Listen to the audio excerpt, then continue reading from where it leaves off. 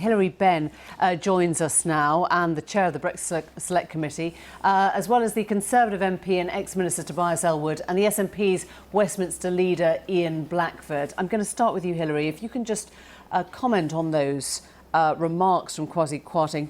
Do you agree with that? Do you think people are questioning the impartiality of our judges? Well, I don't know what people are saying, but it is extraordinary for a government minister to put that in an interview. He tried to sort of cover himself by saying, well, I'm not saying that, but other people are saying it. This is part of a pattern. This is about the rule of law and the government adhering to the norms. And we saw Boris Johnson last week saying, I will never apply for an extension, even though the law requires him to do so if he doesn't get a deal. And this caused deep unease, and that's why Robert Buckland, I think, was forced earlier, given the briefings that appear to have come out of Number 10, to issue that statement, because he needs to make it clear, as the principal law officer, that the government is committed to upholding the rule of law, but also trust the judges to make their own decision. Now, it was a very unusual, indeed unprecedented decision by the Court of Session in Scotland, and the Supreme Court will decide. But the judges were pretty clear. They said, Boris Johnson prorogued Parliament, sent us away for a reason other than the one he gave to Parliament and to the Queen. The inference of those comments and of others is that the legal challenges that many in your party have brought are dragging the courts into politics, that they are undermining the integrity, forcing them, apolitical judges, to become political. Do you accept that? No, I don't, because the courts are very, very reluctant to invade Parliament's territory. Go right back to the Bill of Rights, the deal. We don't interfere in the courts don't interfere in the workings of Parliament. But as Keir Starmer said earlier, the court must have had its reasons to say very clearly that, in their view, the purpose of the prorogation was to stymie Parliament. And we should be sitting. I mean, what this shows is that Boris Johnson's decision to send us away for 5 weeks at this crucial time for the country was wrong politically. That court today has said it was wrong legally. The Supreme Court itself will have to decide. We saw the MPs trying to sit today. They looked a bit lost. What is the plan now? I mean, do they stay away until Tuesday? Do they accept that? I thought they were going to move across the road to Church House or something and carry on Parliament anyway. Look, the truth is, Parliament is prorogued, but the reason we need to come back is demonstrated by the Operation Yellowhammer document that's been published tonight. Now, my reaction to that is that it? Is that all that the government is going to produce? Secondly, because you didn't think they were particularly shocking? Or... Well, no, we've read most of that, but they are shocking, as you said in your introduction, when the government is publishing it. I mean, it is extraordinary that these are consequences that could flow from the government's own policy. Normally, when you're protecting against something like this, it's natural disaster, the action of others you don't control. It is government policy, if no agreement is reached with the EU, to inflict a no-deal Brexit, and this is what the government says could happen, and it shows, Emily, that Parliament was absolutely right last week to legislate to prevent a no-deal Brexit on the 31st of October, because on that occasion, far from being set against the people, what Parliament was doing was standing up for the people, jobs, communities, industries, businesses, to prevent the government from inflicting these potential consequences on the people that we represent. And we should be inside Parliament now, continuing to hold the government to account, because the government has lost a great deal of trust. Hilary Benn, thanks very much indeed. Well, let's go now. The release of the Yellowhammer documents is a stark reminder of what could be at stake. Let's just go straight to Tobias Ellwood, who was a minister until very recently. You heard what Hilary Benn said yesterday. Parliament is the one standing up now for the people. This is a shocking admission by the government's own hand of what at present is its own policy if it doesn't have a deal. Well, can I just firstly react to Hilary Benn's talking about no deal. We don't want a no deal. We can see the reasons why that in the Operation Yellowhammer documents. He says what he doesn't want, but it's not clear what he does want. I want to see Parliament back in business. I want to see Parliament scrutinising government legislation. I want to see those important debates. But we haven't got a majority in this government. So any legislation they put through on policing, on infrastructure, on health or education, it won't get anywhere because the numbers aren't there. We tried having a general election or calling a general election. That was denied as well. So absolutely, I'm for Parliament doing its job. But if you recall Parliament, what are parliamentarians then expected to do? Because they will not actually admit that they are in denial about where this should all go. I'm actually speechless. How can you talk about Parliament doing its job? Let's step back for a moment. Your Prime Minister, your government stands accused tonight in a unanimous ruling of giving unlawful advice to the Queen and stopping Parliament from being able to do its job for 5 weeks. Doesn't that make you ashamed? Well, firstly, that isn't the outcome of the English courts, don't forget. And that was as a unanimous Nick Watt said in ruling his by summary, Scottish judges today. We don't know what the English courts think yet. We won't know until Tuesday. So the courts, as far as I am concerned, are impartial. It's absolutely right. I'm not happy with this at all. I think this is a huge distraction from the big elephant in the room, which is us resolving Brexit. I had just made it very clear. I want to see Parliament doing its job. But all these people calling for recall, all these people calling for no deal, they don't say what they actually want.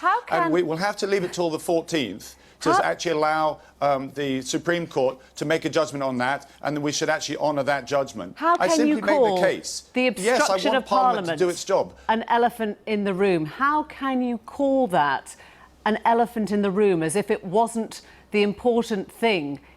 They can't get on with even trying to work out how to resolve Brexit because they're not even allowed to do their jobs. No, you're missing the point here. It's the most important thing. But the trouble is that all those people that you saw outside of Parliament or in the Parliament building today, they don't make it very clear what they want next. You actually saw Tom Watson announcing a different approach to Labour.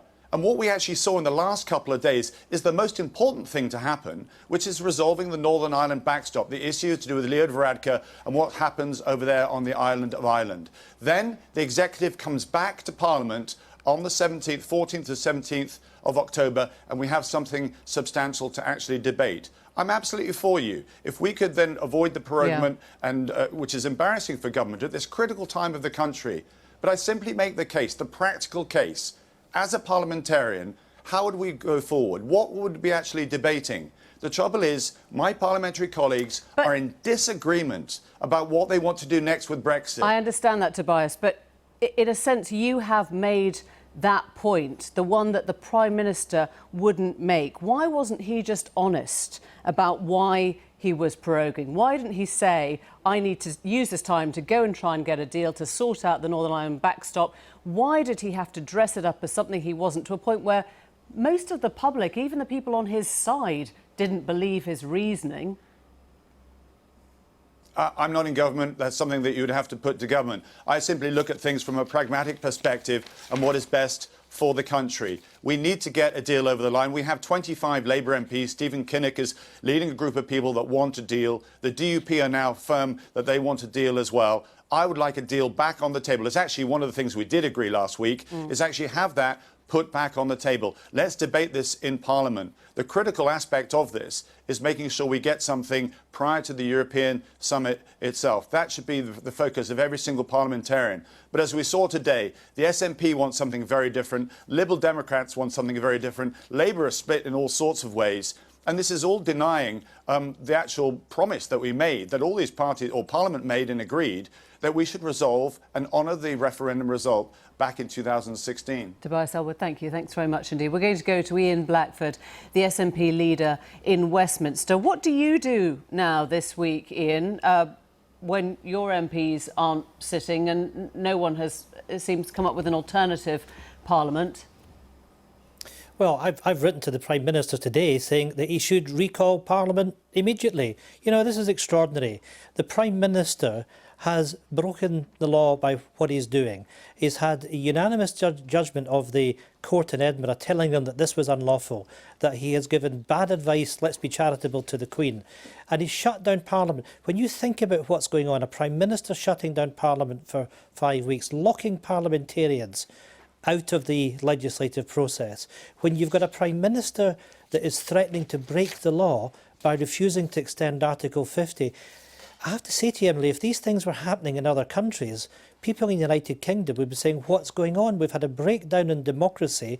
And I hate to put it this way, you've got a Prime Minister that is behaving like a dictatorship. But when I saw those comments from Kwasi Kwarteng, you know, it's quite dreadful, it's quite insidious. The government minister is saying that some people are questioning the independence of the judiciary and whether they're politically motivated. It's worth just dwelling on what this government is doing. Of course. It really is quite frightening, but you heard the things which are going on. You heard from Tobias Ellwood, someone who's caught, you know, right in the crossfire there, doesn't speak for the government but feels he has to defend it anyway. And it comes back to something very simple, which is that the SNP clearly aren't going to vote for any deal that Boris Johnson comes back with. And it sounds as if Labour now wants a second referendum anyway. So what would you actually be doing in this Parliament a month before, 50 days before we leave? There is nothing that you'll vote for. There is nothing that you'll agree to. What would you be doing there anyway? You're not trying to break the deadlock. Yes, we are actually. Let's focus and champion what's happened over the course of the last few days. Parliamentarians across party have come together to rule out no deal on the 31st of October. That great unity that we had across Parliament, and I want to congratulate people for doing that. Of course. You've ruled it out. It doesn't get us to the next step, though, does it? Well, no, because what we need to make sure is that the government does put in place that extension, does apply for that extension. We want, and I believe other opposition parties want, an election, but we can only do it when we're safe in the knowledge that we've got that extension. But the reason that we need to be in Parliament now is because we need to debate this Yellowhammer document. I mean, what's in that Yellowhammer document is quite sobering for all of us, the threats that are there for our citizens. But we also have to question, why hasn't the government released the information that Parliament ordered it to do on what was happening between Special Advisers and Number 10? Because we're in a situation tonight on that specific issue that the government is in contempt of Parliament. So there are many things that we should be doing tomorrow and going into next week. And it is the case that the government should recognise the judgment from the court in Scotland, should recognise the judgment against them, and should recall Parliament immediately. That would be the right thing to do. That would be respectful to the court. We've got a Prime Minister that's behaving in a way which is quite unprecedented, and I have to say that he doesn't show that he has the dignity to respect the office of being Prime Minister of the United Kingdom. That's pretty shocking. Ian Blackford, thank you very much indeed.